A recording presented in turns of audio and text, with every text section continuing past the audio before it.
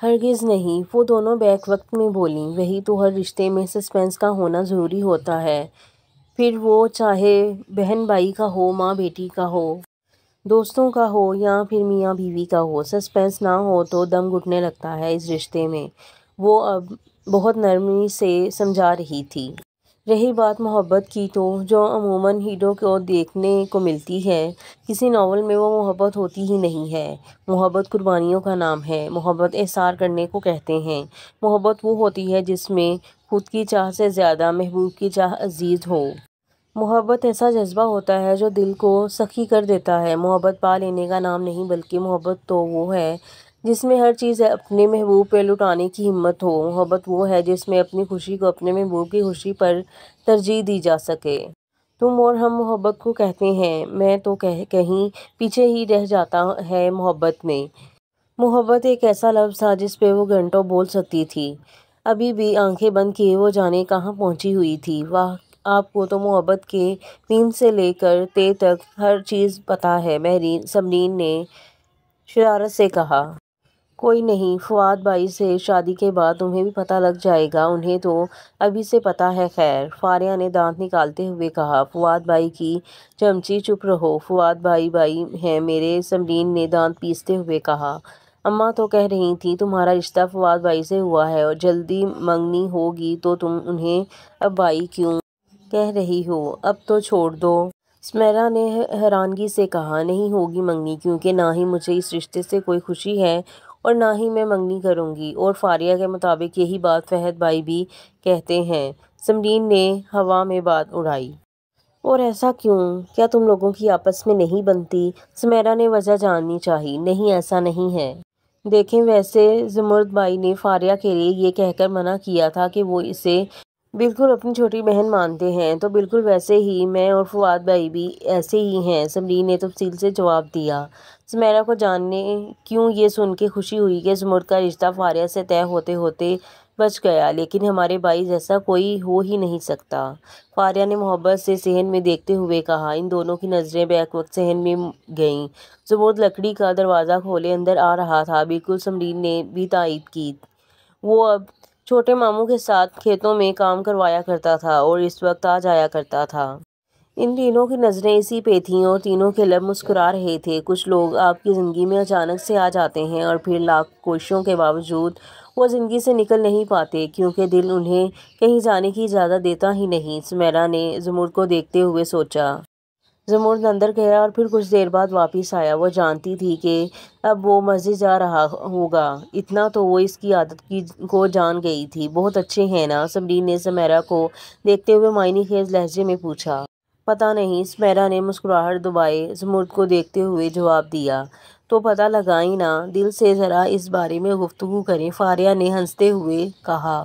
تو سمیرا نے بس اسے گھورنے پہ ہی اجتناب کیا۔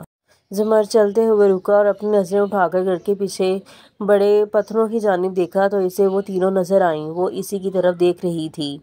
اس نے جلدی سے نظریں پھیریں اور پھر آگے بڑھ گیا۔ بعض لوگ عجیب ہوتے ہیں، بنا کچھ پوچھے، بنا کچھ کہے آپ کے دل کی گہرائیوں میں اتر جاتے ہیں اور انہیں اجازت تک لینے کی توفیق نہیں ہوتی، زمرد نے باہر نکلتے ہوئے سوچا۔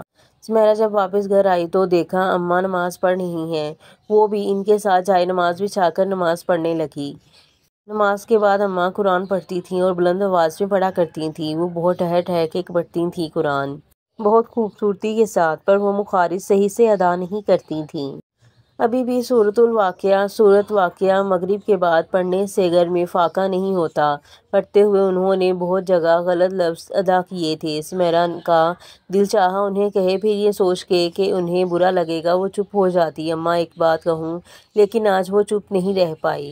سمیرا نے آہستہ سے کہا۔ کیا ہوا؟ اماں نے قرآن بند کر دیا۔ سورت مکمل ہو گئی تھی۔ اماں، آپ کیوں قرآن بہت اچھا پڑھتی ہیں، مگر آپ کے مخارج کافی کمزور ہیں۔ سمیرا ان کے پاس چارپائی پر بیٹھ گئی۔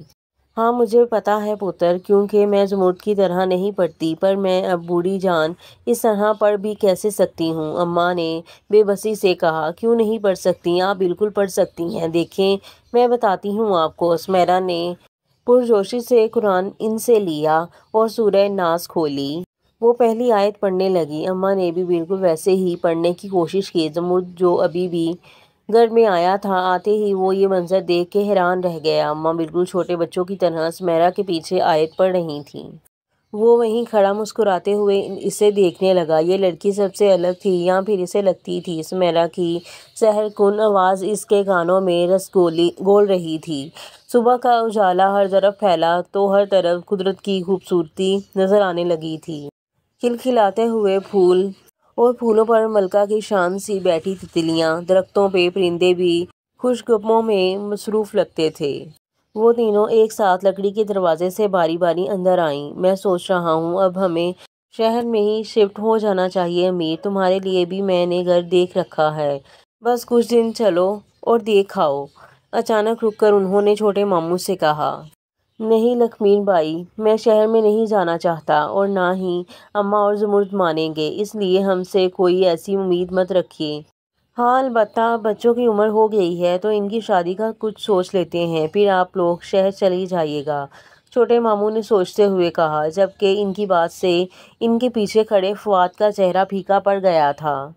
چلو ٹھیک ہے، اماں سے کرتے ہیں بات اس بارے میں۔ بڑے ماموں نے واپس اپنے قدم آگے بڑھائے۔ السلام علیکم۔ بڑے ماموں نے باورچی خانے میں قدم رکھتے ہوئے سلام کیا، پر آدھا سلام ان کے منہ میں ہی رہ گیا۔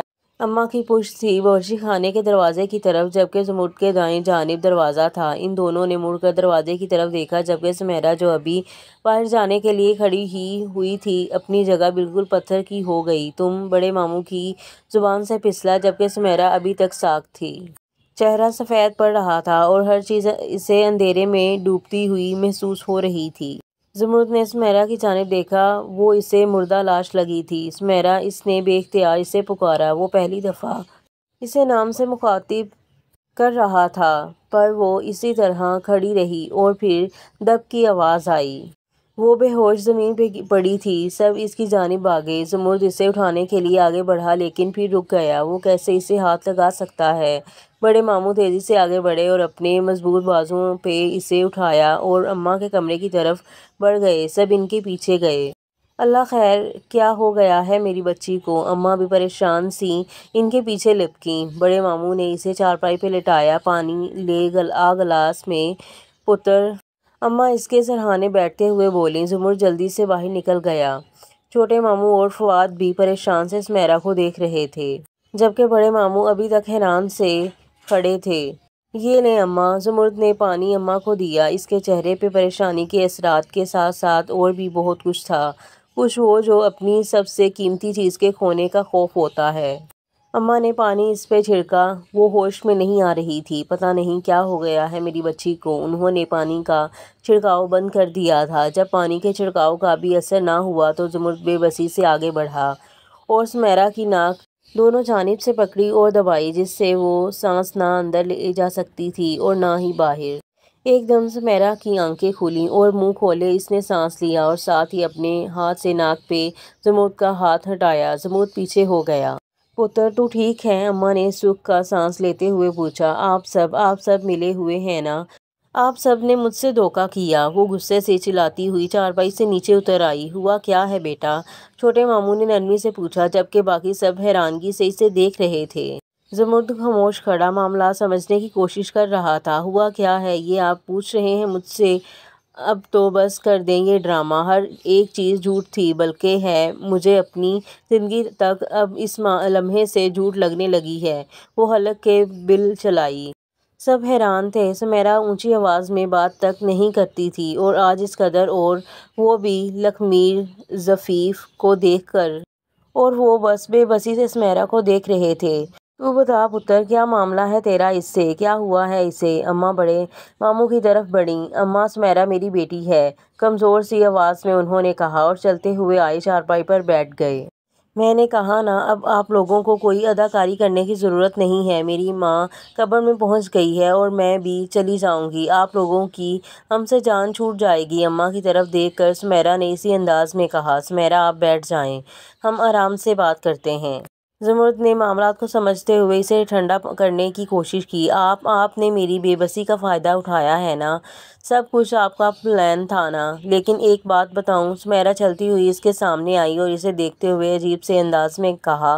باقی لوگوں سے حتیٰ کہ اپنے نام نہاد باپ سے بھی میں کوئی شکوہ نہیں کروں گی، کسی سے کوئی بدلہ کوئی جواب نہیں مانگوں گی، بس آپ کو میں آپ کے لیے کی سزا ضرور دوں گی۔ آپ کو سزا ملنی چاہیے ہر حال میں، پتہ ہے کیوں؟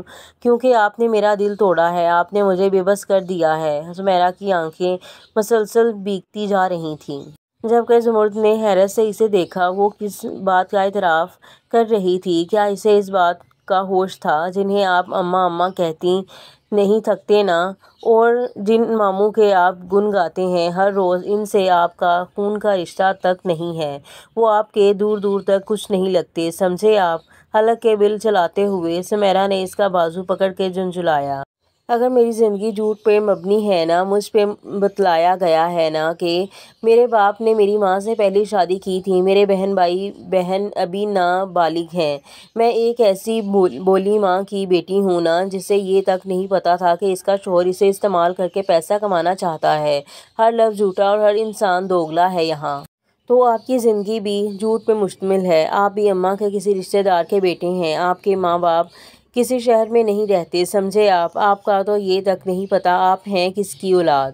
بازو اس کا جھٹک کے وہ دروازے کی جانب بڑھی اور دروازے میں کھڑی چھوٹی مامی، بڑی مامی سمرین اور فاریہ کو راستے سے ہٹا کر وہ باہر نکل گئی، جبکہ اب پتھر کی طرح سخت ہونے کی باری زمرد کی تھی۔ سفید اب زمرد کا چہرہ پڑ رہا تھا۔ اماں نے زور سے آنکھیں میچیں۔ انہوں نے سمیرا کو یہ بات بتائی ہی کیوں تھی؟ انہوں نے بے بسی سے سوچا، پر وہ خود ہی اندازہ کرتی ان سے سچ جاننے کے لیے بے چین تھی۔ زمرد پتر، اماں اس کی جانب بڑھیں۔ اماں مجھے صرف سچ سننا ہے، بنا ایک حرف کے جھوٹ کے اضافے سے، زمرد بے تاثر لہجے میں بولا۔ اماں بے بسی سے چارپائی پہ بیٹھ گئیں اور صدیوں پہلے کے راز کا پردہ اٹھانے لگیں۔ رات کے سناٹے کو کتوں کی خوفناک آواز اور گیدڑ کی بے سری آواز بار بار توڑ رہی تھی۔ میں تو کہا تھا کہ تھوڑا دیر سے نکلتے ہیں، صبح کی ہلکی ہلکی روشنی میں ٹانگیں سے اتریں گے تو آگے جانے میں آسانی ہوگی، پر میری سنتا کون ہے؟ کچی سڑک پر آگے پیچھے دو نفوس چلے جا رہے تھے۔ ایک نفوس نے اپنے قدم روکے، ایک گہرا سانس خارج کیا اور پھر پیچھے دیکھ کے خفگی سے بڑبڑائی۔ اماں ویسے بھی فجر کی اذان ہونے والی ہے اور پھر روشنی تو ہو جائے گی۔ دوسرے نفوس نے ٹارچ اپنی ماں کے چہرے پہ لگائے تسلی دینے والے انداز میں کہا، ارے یہ تو ہٹا میری نظروں کے سامنے سے، خود چار آنکھیں لگائی ہیں، مجھے بھی اندھا کرو گے کیا؟ 50 سے کم کی عورت تھی وہ، خوبصورت سی رنگت، ہلکی ہلکی جھریوں والا چہرہ اور بوری چھوٹی چھوٹی آنکھیں، بڑی سی چادر اوڑھے ہوئے وہ گاؤں کی لگتی تھیں۔ انہوں نے ٹارچ کے آگے ہاتھ رکھا اور اپنے بیٹے کو گھورا جو 30 تک کا لگتا تھا۔ اب اس کیچڑ بھری سڑک پہ میں پھسلی نا تو میں نے اٹھ کے تیری ساری ہڈیاں توڑ ڈالنی ہیں، پھر نہ کہنا اماں تو کتنی ظالم ہیں۔ اور یہاں پر ایپیسوڈ کا اختتام ہوتا ہے اور ملتے ہیں اگلے ایپیسوڈ میں، اور چینل کو لائک کر دیں، سبسکرائب کر دیں، بیل آئیکن کو کلک کر دیں۔ مجھے دیں اجازت، اللہ حافظ۔